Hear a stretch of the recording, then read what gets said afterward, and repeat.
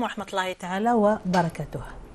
Toute entente, toute concorde au sein d'une société passe par un minimum de communication malgré les divergences d'opinion et la variété des intérêts. Dialoguer avec l'autre, cet autre qui vient soit de la même société ou de la même famille pour renforcer les rapports pour aujourd'hui et pour les générations futures.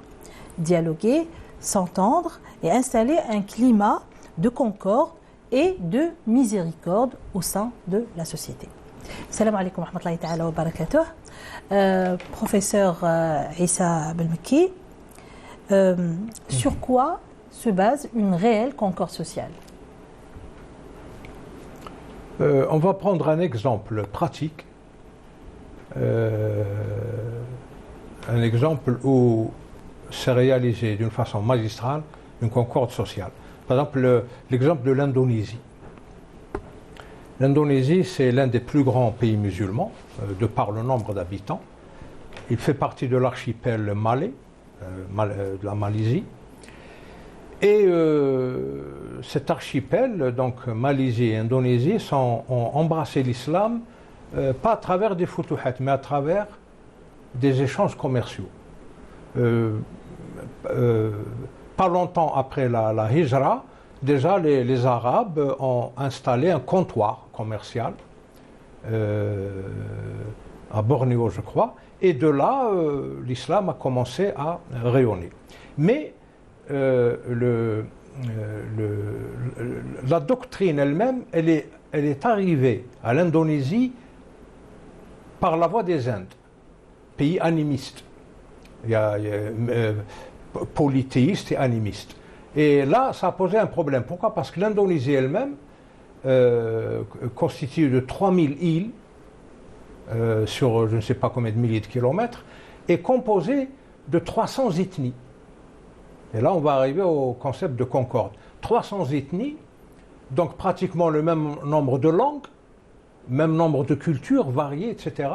Donc 300 ethnies, il fallait les faire vivre ensemble, les faire coexister. Et là, il a fallu passer par... parce que la religion, elle jouait un rôle important. Il y avait beaucoup de séisme, de l'animisme, etc. Donc il y avait beaucoup de facteurs qui inclinaient plutôt à désagréger cette société. Alors, il y a eu un réformateur, Haj Kiai Ahmed Dahlan, qui a il a eu la chance de faire son pèlerinage. Et là, il a découvert le creuset de la foi, de l'islam, l'origine de l'islam, la matrice. Et il n'a pas tardé à agir une fois de retour chez lui. Il a agi dans le bon sens. Alors, il a fondé en 1912 une association qu'il a appelée Jum'iyya al-Muhammadiyya. Il l'a appelée sur le nom du prophète, alayhi salatu wassalam. 15 ans après, il lui a créé une section féminine, l'Aïchiyya. Et cette section féminine a été prise en charge par une Madame Cartini qui n'était pas commerçante, qui n'était pas une femme populaire, c'était une aristocrate. Mais elle était attachée à sa religion. Et ces deux associations ont fait des merveilles en matière de concorde sociale, en matière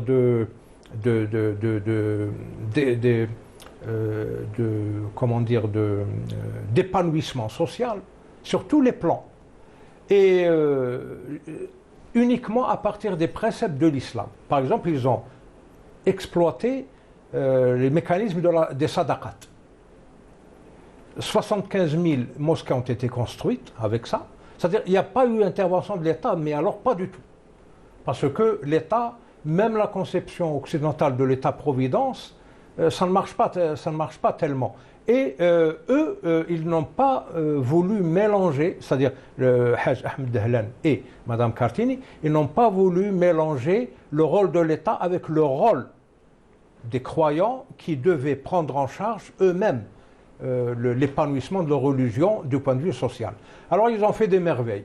Des universités construites, des mosquées. Ils ont même construit la première mosquée pour femmes, donc avec une femme imam, etc., fréquentée uniquement par les femmes.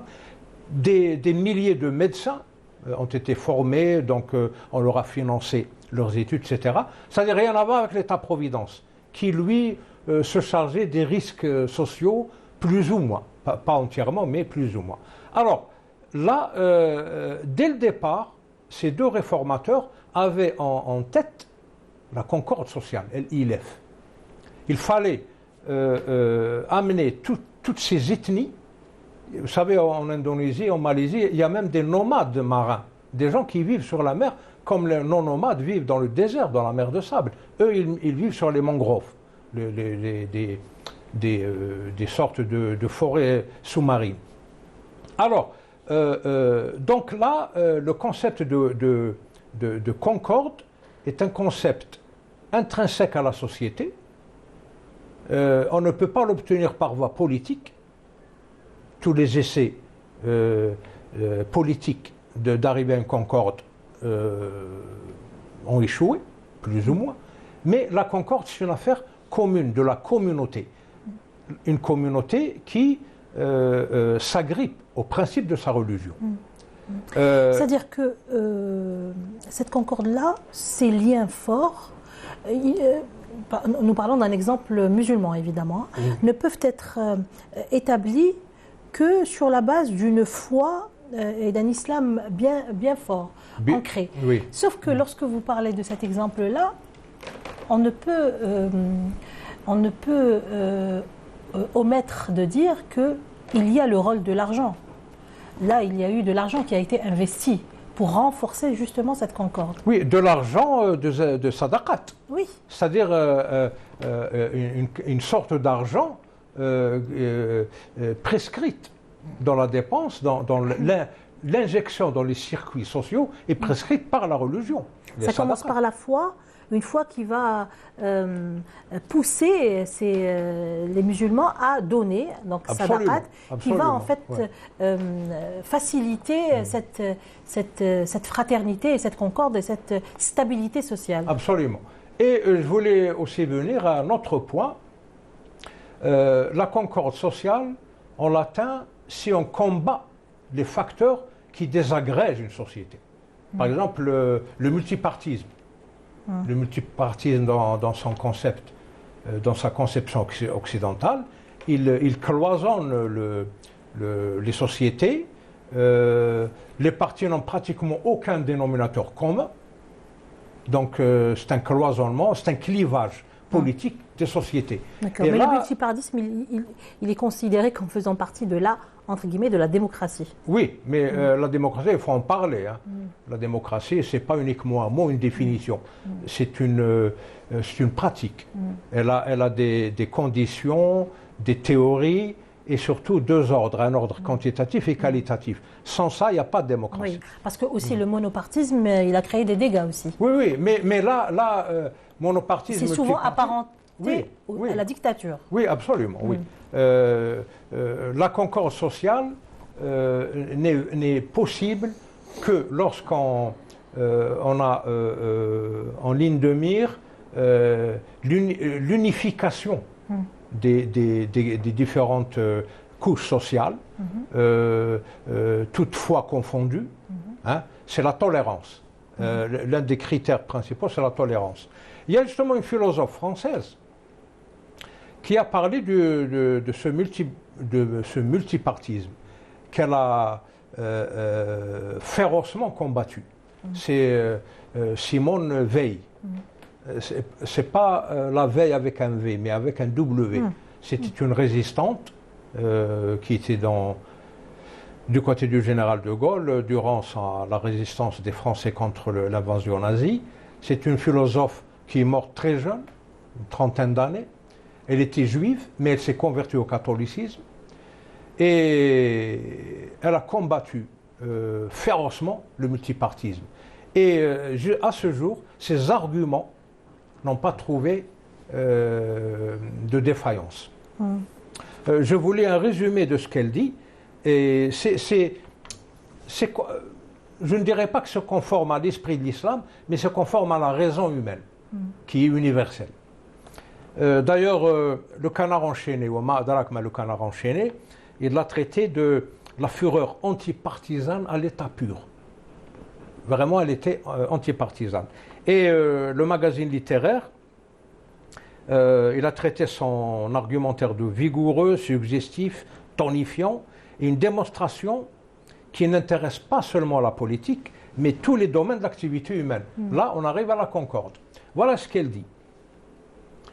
Les partis sont un merveilleux mécanisme, par la vertu duquel, dans toute l'étendue d'un pays, pas un esprit ne donne son attention à l'effort de discerner dans les affaires publiques le bien, la justice, la vérité.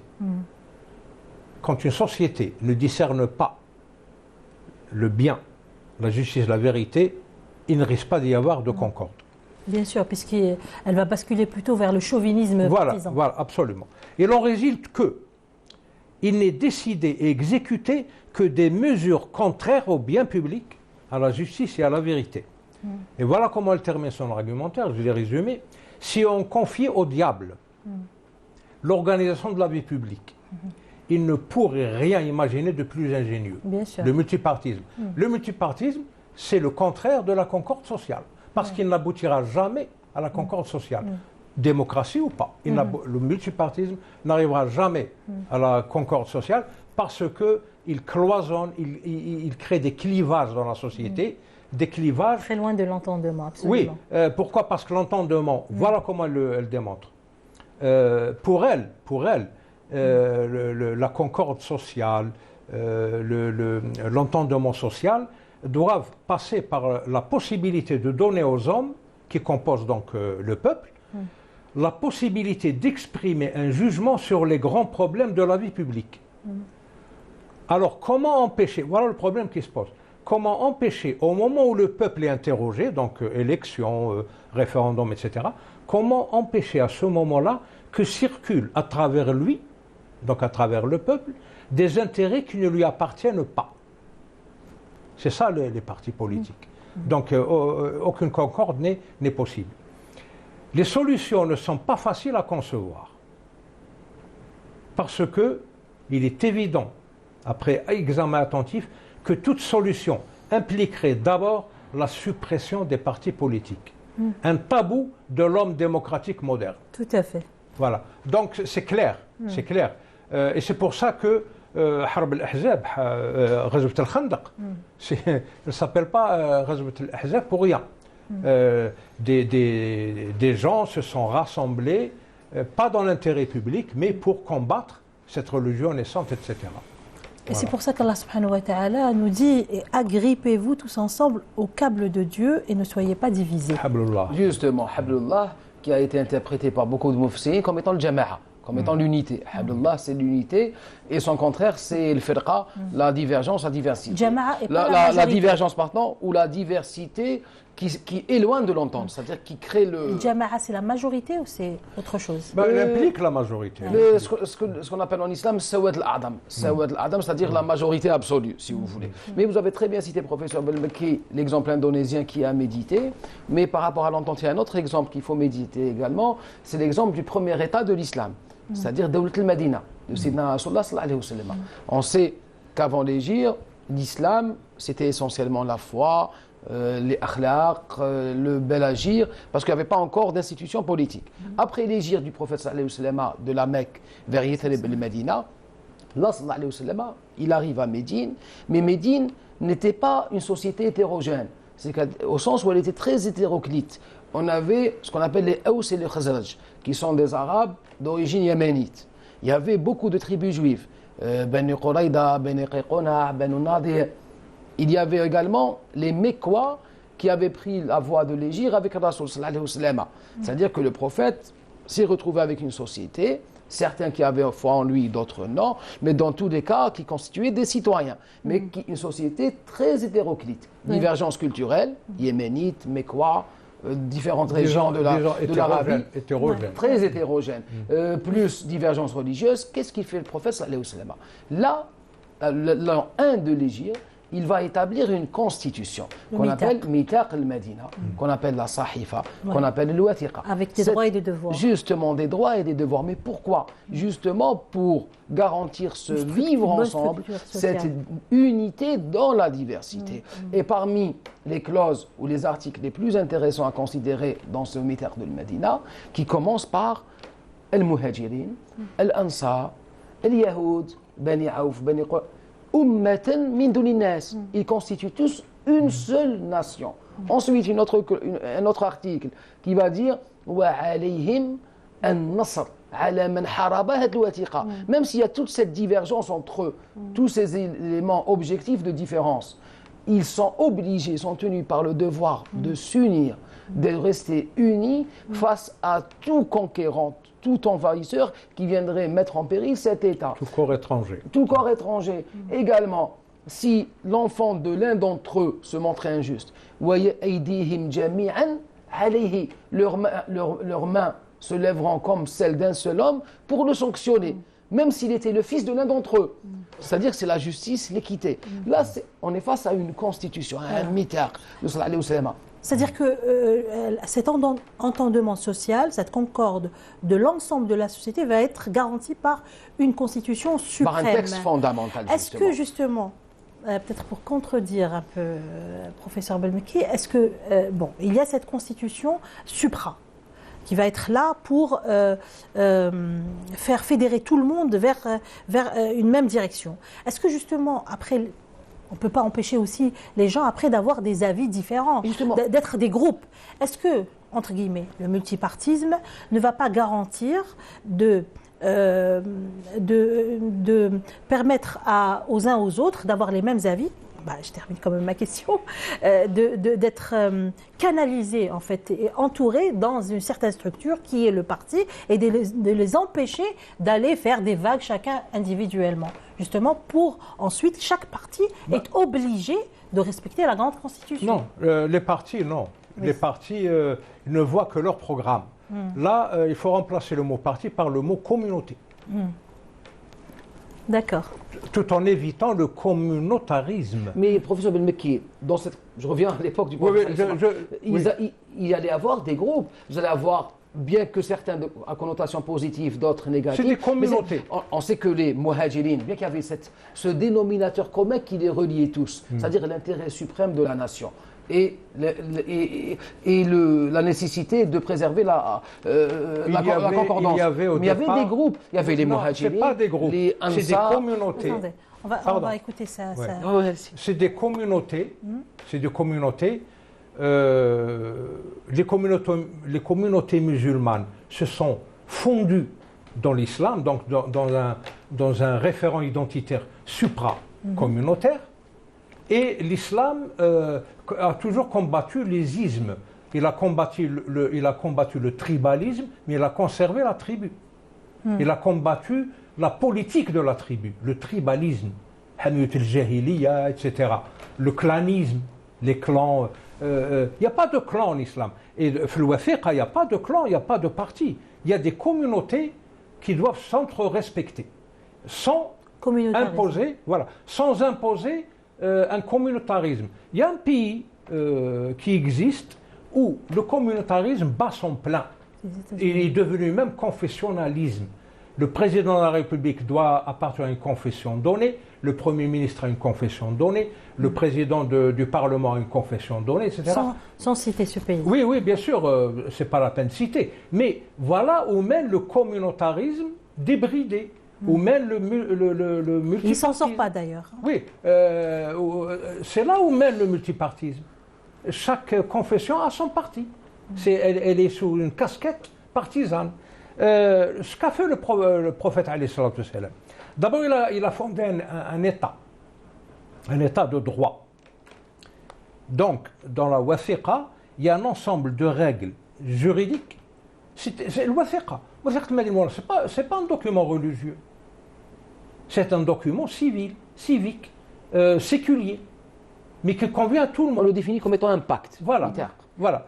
Donc, c'est un état de droit que le prophète a instauré, à partir d'un droit constitutionnel. La wathiqa est composée d'un ensemble de règles destinées à régir l'organisation et le fonctionnement des communautés et des pouvoirs publics qui vont encadrer ces communautés. C'est ça ce qu'a fait le prophète alayhi sallam. C'est ça ce qu'il a fait le prophète alayhi sallam. Il a donc fondé un état de droit, donc un ensemble de règles juridiques destinées à organiser les rapports humains, donc les rapports des communautés, dans un contexte donné et dont le non-respect entraîne des sanctions. C'est ce qui est arrivé à Bani Nadir, etc. Donc la wathiqa, qu'est-ce qu'elle porte? Elle est porteuse de normes obligatoires, abstraites, qui visent à l'organisation d'une société humaine. C'est la société des musulmans, l'État de l'islam, qui accepte toutes les autres confessions, qui coexiste avec tout le monde, et qui a donc mis les choses en respectant le droit naturel qui appartient à tout le monde. Le droit naturel, c'est commun aux musulmans, aux juifs, aux chrétiens, à n'importe qui. Le droit naturel, c'est quoi?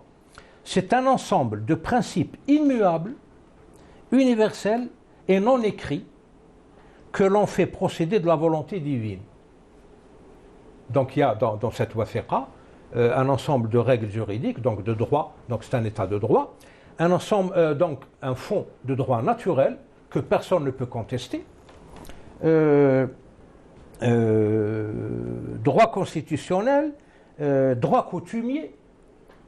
La constitution de Médine, elle respecte les coutumes des gens, donc la communauté, la tribu, elle a ses coutumes, mais elle n'encourage pas le communautarisme et le multipartisme. C'est important, parce que quand il y a communautarisme, j'ai cité un pays, bon, je ne l'ai pas nommé, mais tout le monde sait de quoi il s'agit.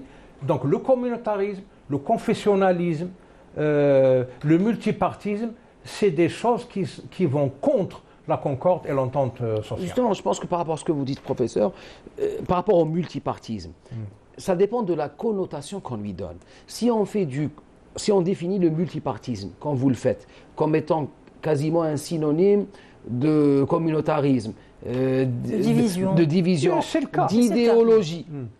Mais si ça devient un simple moyen, mais si ça devient un simple moyen d'expression et d'exercice de la démocratie, ça devient autre chose. C'est-à-dire qu'il y a un dénominateur commun qui est l'intérêt suprême de la nation et l'intérêt commun. Mais si ça devient des intérêts personnels, subjectifs, qu'on va essayer de défendre par le biais de partis, ça c'est autre chose. C'est inévitable. Je pense que ça dépend de la définition. C'est inévitable parce que les partis utilisent le lobbying.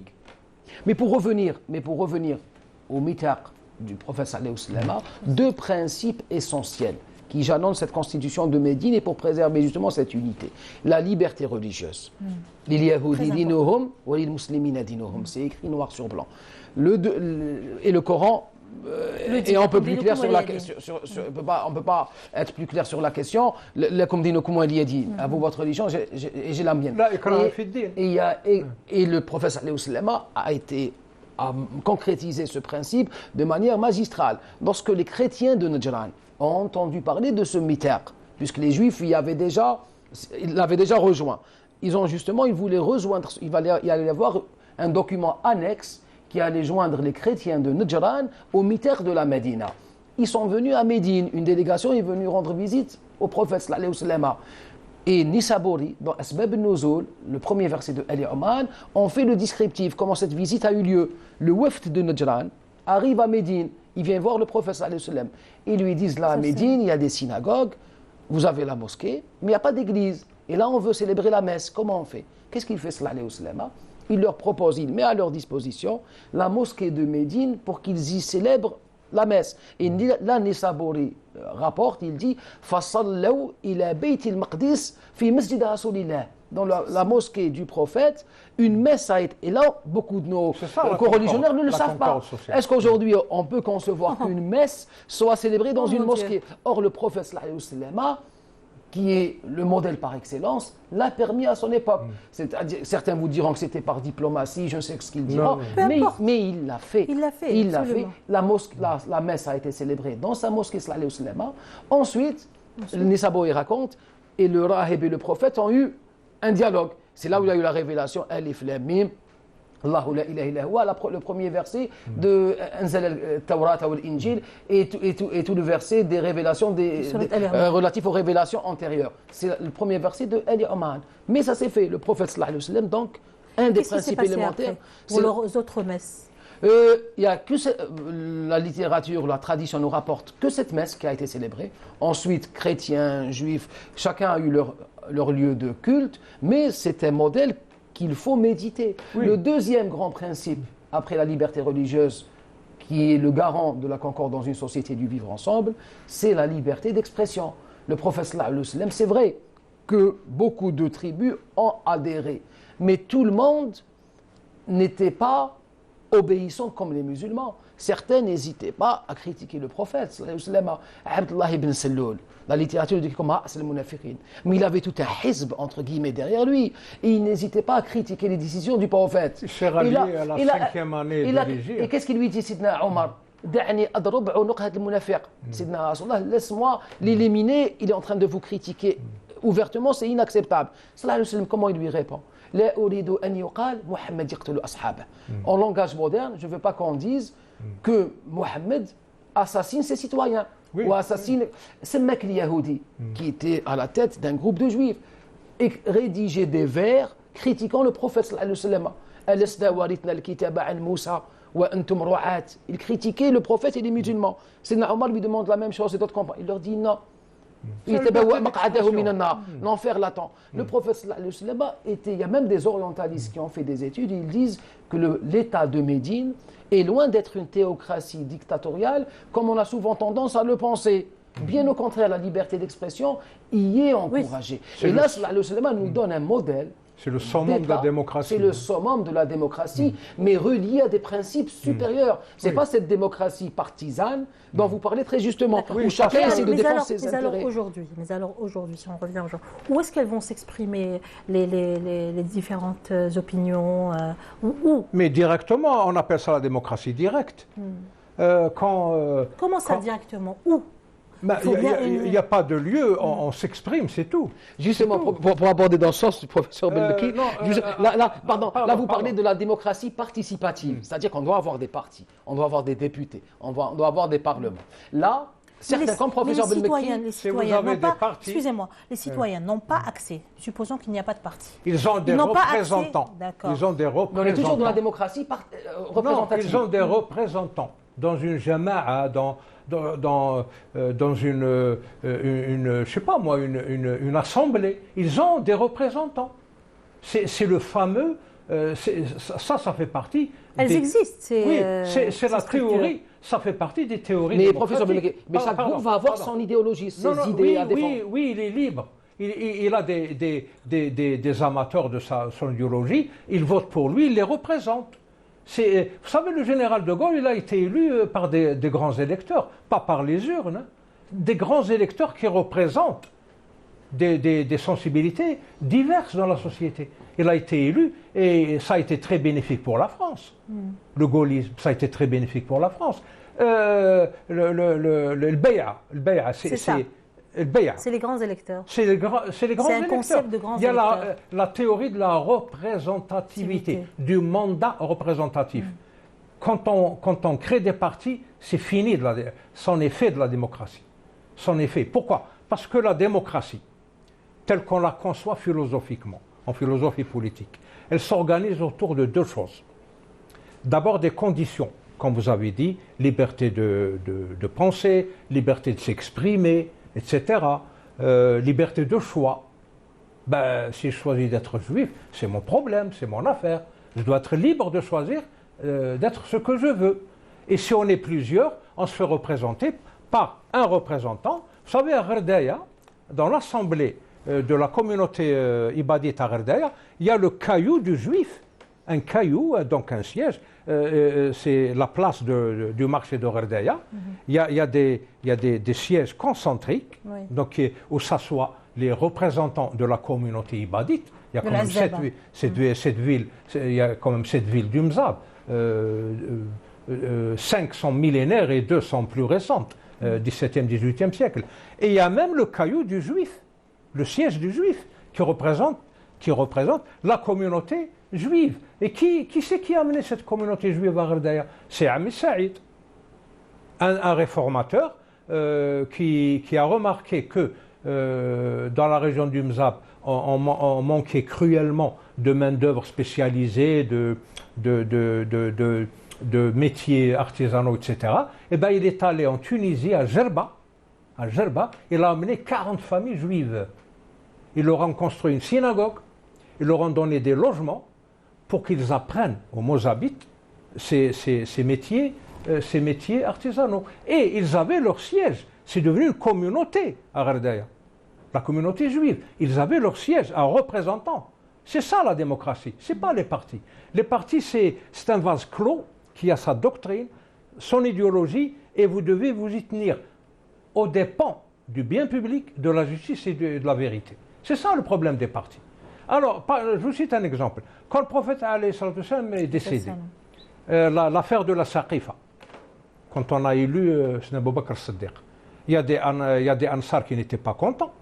Ils auraient aimé que ce soit un Ansari. Là, on peut voir ça comme étant des partis, professeur. Non, ce n'est pas des partis. Parce que il y a même un Sahabi Jalil, Ansar, qui a exprimé sa déception. Il a exprimé sa déception. Il était libre de l'exprimer, liberté d'expression. Mais il n'y avait pas une communauté autour de lui qui partageait son idée. Donc il a exprimé son opinion, c'est tout. Alors, donc la démocratie s'organise autour de conditions et autour de théories.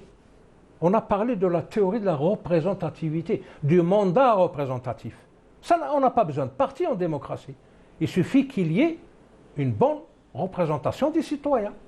Et tout ça doit être soumis à deux ordres, un ordre quantitatif et un ordre qualitatif. L'ordre quantitatif, c'est la majorité. C'est la majorité qui doit gouverner et la minorité doit respecter la majorité. Mais la majorité doit reconnaître la minorité. C'est ça la démocratie. Ça, c'est l'ordre quantitatif. L'ordre qualitatif, on juge l'impact des pouvoirs publics sur la société. Par exemple, on a élu un gouvernement ou un chef d'État, on va juger durant son septennat ou son quinquennat l'impact qualitatif de son mandat sur la société. C'est ça la démocratie. Et donc c'est le droit de critiquer, de remettre en question, de demander des comptes. C'est ça la démocratie, ce n'est pas des partis.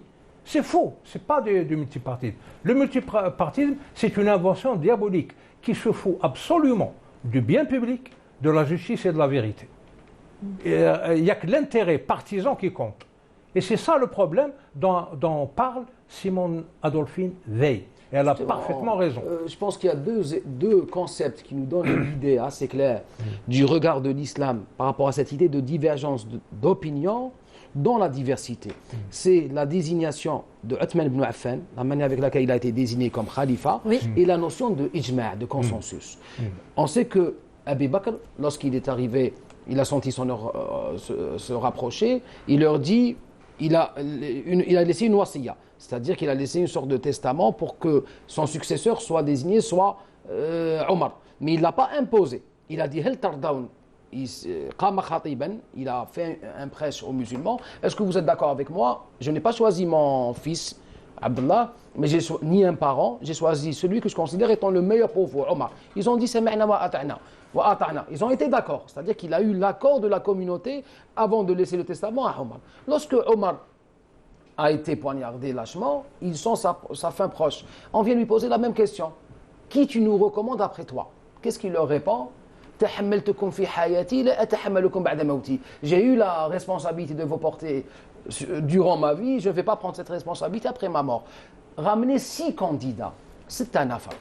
Et ces 6 candidats vont se réunir et au final, ils vont décider qui d'entre eux va être le calife. Alors, ils se sont réunis, 4 se sont retirés, il n'en est resté que 2, Ali et Athman. Ensuite, un 3e a été chargé de demander aux musulmans qui choisissent Ali ou bien Othman. Et dans la tradition, il a fait du porte-à-porte.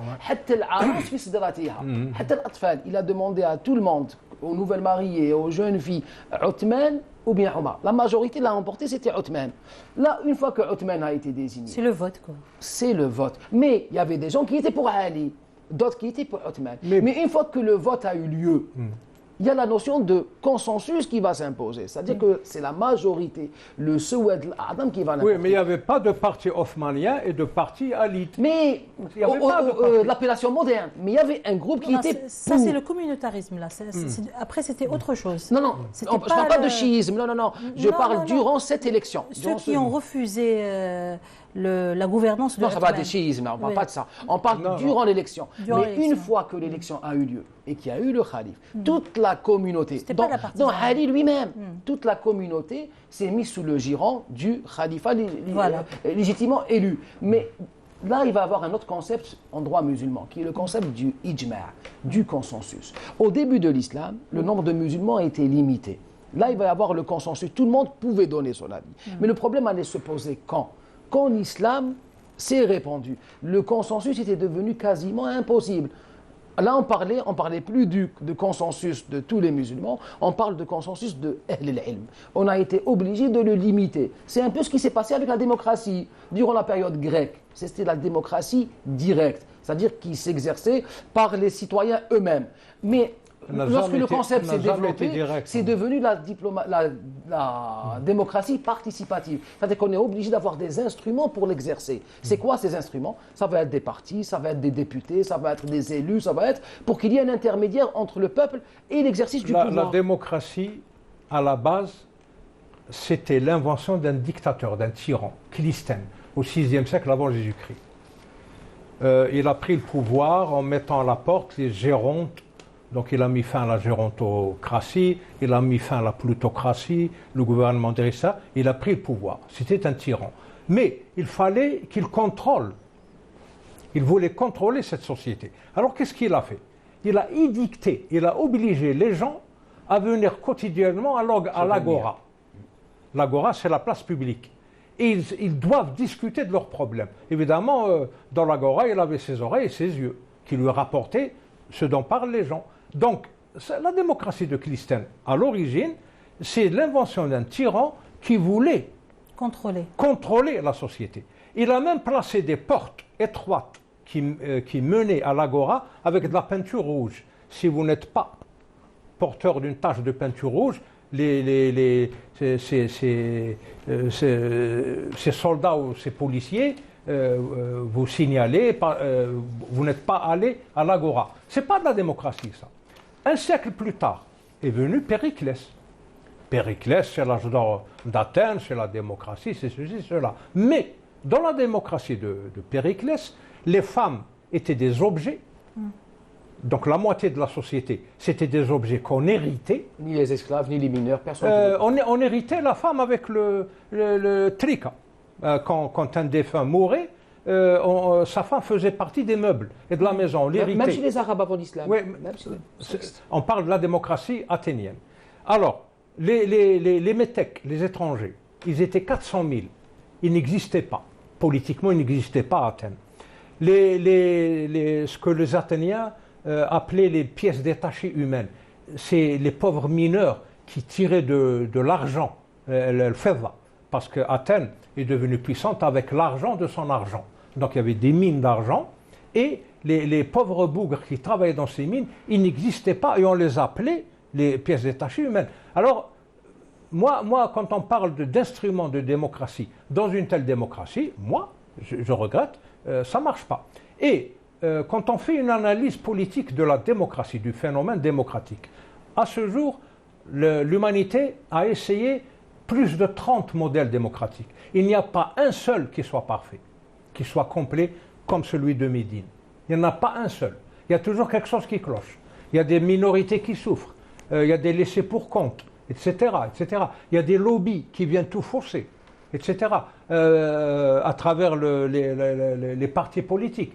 Donc la démocratie, c'est des conditions abstraites, liberté de choix, liberté de penser, liberté de s'exprimer, des théories, théorie de la représentativité, du mandat représentatif, de la députation, etc., et un ordre quantitatif qui nous mène à la majorité, et un ordre qualitatif qui nous permet de juger de la performance du chef d'État et de son gouvernement. Et on a la liberté de les changer s'ils ne sont pas à la hauteur. C'est ça la démocratie. Donc que le peuple se gouverne lui-même à travers ses représentants. C'est ça la démocratie, c'est pas autre chose. Dans la différence ou la divergence d'opinion en islam, il y a un principe qui doit toujours prévaloir.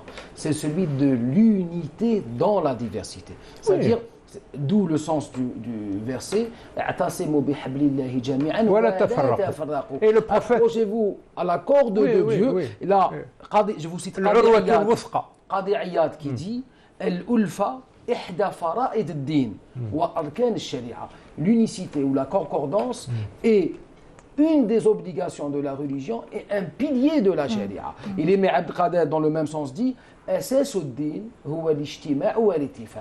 fondement de la religion, c'est l'unité, le consensus et la concorde.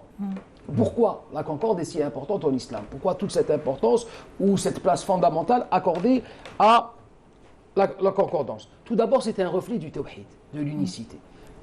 Ça a été lié, l'unité de la nation et l'unicité de Dieu. Deuxième élément essentiel, c'est une miséricorde, sa principale source de miséricorde. Le prophète sallallahu alayhi wa sallam disait Al-jama'atu rahma. Le groupe, la concorde est une miséricorde.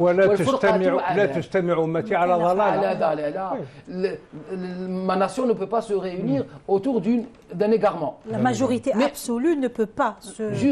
la majorité absolue. Et justement, pourquoi? Parce que la divergence, justement, est la source de tous les malheurs, dans le versant opposé. Lorsqu'il est dit ne soyez pas comme ceux qui vécurent avant vous et dont la divergence a causé la disparition. Dans le hadith, ceux qui étaient entre vous se sont entretués. C'est-à-dire qu'ils avaient même la science, ils avaient même la religion. Et cela ne les empêcha pas de périr, de disparaître dans les divergences, une infinité de divergences qui, de l'invective, s'est passé à la violence, aux guerres civiles, aux chutes des nations et des empires. Il est également dit que la divergence est la principale arme des ennemis contre l'islam, contre la nation musulmane. C'est ce qui se passe d'ailleurs. De l'ennemi lui-même, c'est-à-dire le shaitan, le diable. Lorsqu'il est dit dans le hadith, le shaitan a désespéré d'être adoré chez les Arabes. Mais il a tahrish.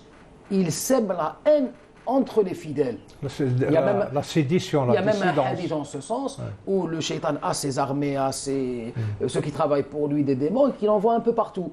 Et là, quelqu'un vient lui dire, un d'entre eux, quelqu'un, j'ai tourné autour jusqu'à ce qu'il accomplisse un adultère, il lui dit, tu n'as rien fait. Un autre, jusqu'à ce qu'il tu n'as rien fait. Un autre, jusqu'à ce que des alliés deviennent des ennemis parmi les croyants. Il lui a dit, toi, tu es un vrai soldat. Tu as fait du bon travail. Et sans oublier les ennemis au sens humain, au sens anthropologique de la nation musulmane. Lorsqu'il est dit, إن تصبكم حسنة تسؤهم وإن تصبكم سيئة يفرحوا بها. Qatada disait dans l'exégèse de ce verset, al-hasada, qui fait mal aux ennemis de l'islam, c'est l'ulfa, c'est la concordance. Wa sayyi'a, c'est l'ikhtilaf, c'est la divergence et la haine. Tous ces éléments prouvent encore une fois ou montrent pourquoi l'islam accorde cette place fondamentale, essentielle à la notion de concorde et de préservation de l'unité. Vous me donnez justement la main pour sortir justement un petit peu de la sphère politique et pour revenir sur le fait que les liens les plus forts qui puissent être établis entre les gens sont des liens qui sont basés sur l'islam et la foi. Loin des considérations qui sont liées à ce monde, au monde matériel. D'ailleurs, Allah subhanahu wa ta'ala, justement, nous a donné un exemple dans le Coran, l'histoire entre Caïn et Abel, qui étaient des frères et qui se sont... l'un a tué l'autre justement parce qu'il y avait une considération qui n'avait rien à voir avec la foi, professeur. Oui, Caïn représentait son paradigme, le paradigme de la désobéissance, de l'arrogance. Il portait un nasib de shaitan. Abel, c'est l'autre paradigme. C'est l'obéissance à Dieu, l'allégeance à Dieu, etc. Alors, pour les examiner, Allah leur a demandé, c'est dans sorte Al-Imran, je crois, il leur a demandé de faire des offrandes, de présenter des présents à Dieu. Alors, Habil, qui était un éleveur, a choisi son meilleur bélier, son plus beau bélier. Il l'a donné en offrande à Dieu. Qabil, qui était un peu diabolique sur les bords, il a présenté comme offrande du blé vicié, avarié. Alors il y a un ange qui est descendu, et évidemment il a choisi le bélier de Habil, il l'a emmené. Il l'a emmené au ciel.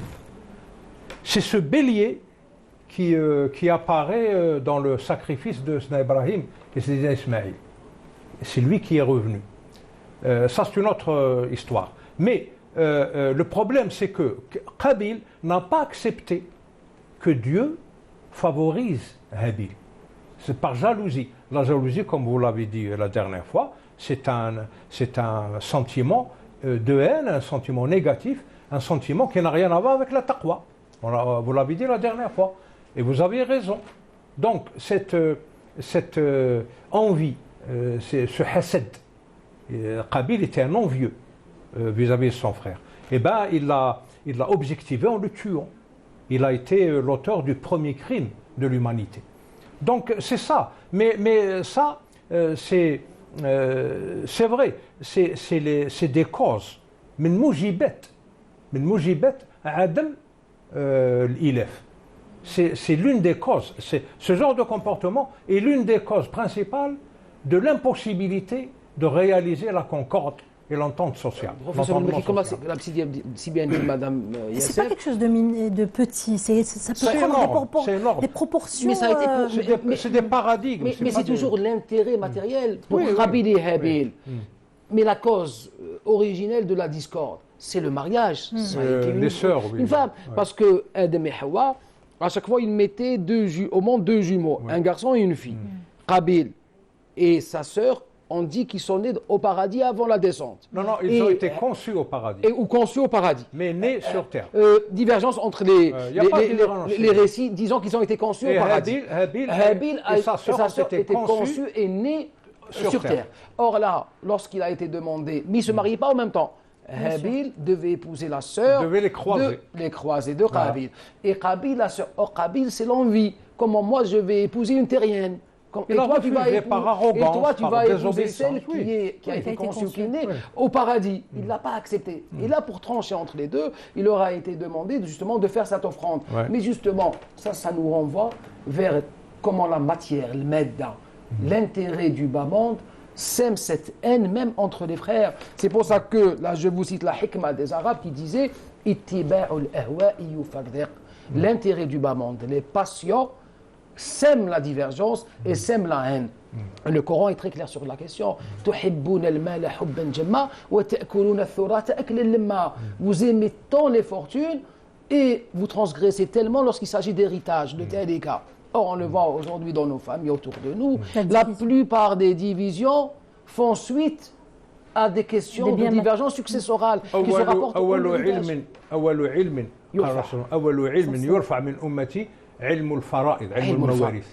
Et c'est le cas. Il y a des régions en Algérie où la femme n'hérite pas. Ils vous le disent carrément. La femme n'hérite pas. Pour que le gendre n'hérite pas. Pour que le gendre, justement, la belle famille n'hérite pas. Alors, si vous lui demandez d'arracher Sourate An-Nisa du Coran, ah non, comment puis-je l'arracher? Ben vous dites, vous refusez de l'appliquer. Pourquoi, Ar-Rasul sallallahu alayhi wa sallam, pour revenir un peu à notre sujet, pourquoi a-t-il réalisé la concorde sociale? Parce qu'il a basé sa constitution, la fondation de son État, l'État prophétique, sur des choses immuables et communes, universelles. Même le droit positif qui était appliqué, il était appliqué par obligation juridique. Donc le droit positif, c'était ce que portait cette wathiqa. Alors, il y a une petite sourate dans le Coran qui confirme aussi qu'il est du devoir et du rôle du gouvernant d'instaurer et de conserver et d'encourager la concorde et l'entendement social. Sourate Quraysh, لإيلاف قريش إيلافهم رحلة الشتاء والصيف فليعبدوا رب هذا البيت الذي أطعمهم من جوع وآمنهم من خوف. Le gouvernement doit garantir la sécurité alimentaire, la sécurité sécuritaire, c'est-à-dire souveraine, et la concorde sociale.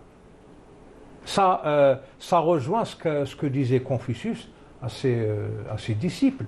Et un disciple lui a demandé si, par exemple, le gouvernement ne peut pas réaliser ces trois choses, il ne peut en réaliser que deux. Quelle est la troisième qui serait de moindre importance, qui pourrait temporairement négliger? Il lui a dit la sécurité sécuritaire, c'est-à-dire l'armée. Pourquoi? Parce que la révolution algérienne l'a bien prouvé. On n'avait pas d'armée régulière, mais le peuple entier s'est soulevé et il a expulsé le colonialisme. Confucius voulait dire que, en cas de nécessité, si le gouvernement ne peut pas réaliser ces trois choses, il peut se défaire temporairement de la sécurité sécuritaire, c'est-à-dire il peut se passer d'une armée. Il lui a dit s'il ne pouvait pas, même les deux qui restent, il ne peut pas les réaliser les deux. Quelle est la suivante, qu'il pourrait négliger sans faire trop de mal? Il lui a dit la sécurité alimentaire, parce que de toute façon, nous allons mourir un jour ou l'autre. Il lui a dit, et s'il ne pouvait pas réaliser la troisième non plus? Il lui a dit, alors là, c'est tout l'État qui s'écroule. Parce que s'il ne peut pas réaliser la confiance, la concorde et l'entendement social, c'est tout l'État qui s'écroule. Donc c'est le plus important. L'ilaf,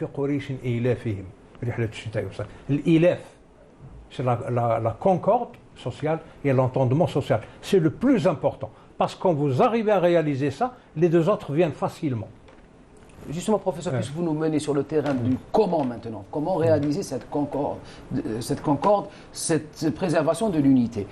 L'islam, première étape, c'est le retour vers la fraternité, vers la notion de la ukhuwa. Puisqu'on a commencé avec Qabil et Habil, le crime originel, là, on parle du retour vers la fraternité adamique et la fraternité en islam. Lorsqu'il est dit « Innamal mu'minuna ikhwa », les croyants sont frères. « Al-muslimu akhul muslim », le musulman est le frère du musulman. Ce n'est pas simplement à l'état symbolique, il faut le vivre. Là, j'ai un frère. Je sais ce que c'est que la filiation, mais il faut que ce sentiment soit ressenti même avec ceux qui ne sont pas nos frères ou nos sœurs. Et justement, le prophète a fourni les instruments. Droit positif, droit naturel, droit coutumier, droit constitutionnel. C'est ça les instruments.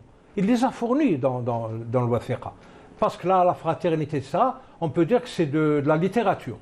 Mais il faut qu'elle soit intégrée dans le système éducatif. Oui. Il faut que nos enfants soient éduqués, élevés. C'est épistémologique. Ça commence au niveau de la conscience. Mais pour construire un État, on doit fournir les instruments. Et on ne doit pas se laisser prendre par des pièges comme la démocratie, etc., etc. La véritable démocratie se trouve dans l'islam. Ils veulent faire passer l'islam comme une religion théocratique, comme un système théocratique, arbitraire, je ne sais pas moi. C'est pas vrai tout ça. Mais les musulmans doivent être fiers de ce qu'ils ont. L'urwatul wuthqa, justement, hablullah al-matin, c'est ça. Il faut être à la hauteur de ses convictions. Il ne faut pas être comme une éponge comme ça. Il ne faut pas oublier le concept de shura. Oui. Amruhum shura baynahum. Certains appellent le concept de démocratie islamique. Absolument. C'est la shura. C'est la consultation de tous les représentants des mouvances sociales. Je ne dis pas partis. Les mouvances sociales, les sensibilités sociales, elles sont représentées. Et ces représentants sont officiels. Parce que Yom al-Bay'a taht shajara, il y avait 13 représentants. 13 grands électeurs, tout simplement. Donc c'est ça les mécanismes. C'est pas une question de... Maintenant, les lobbies, ils faussent tout. Ils faussent tout, les lobbies. Faites des partis, faites le multipartisme. Les lobbies vont venir avec la puissance de l'argent, la puissance économique, la puissance idéologique. Ils vont tout fausser. Et c'est ça le problème de la démocratie. Maintenant, il y a des pays qui se disent démocratiques qui vivent une véritable dictature. Une véritable dictature, sous couvert de la démocratie. Il faut être réaliste quand même. Oui, professeur, avec S, merci à tous les deux. Je pense qu'on continuera cette thématique de Concorde la semaine prochaine à une échelle plus familiale. Merci de nous avoir suivis. Salam alaikum wa rahmatullahi ta'ala wa barakatuh.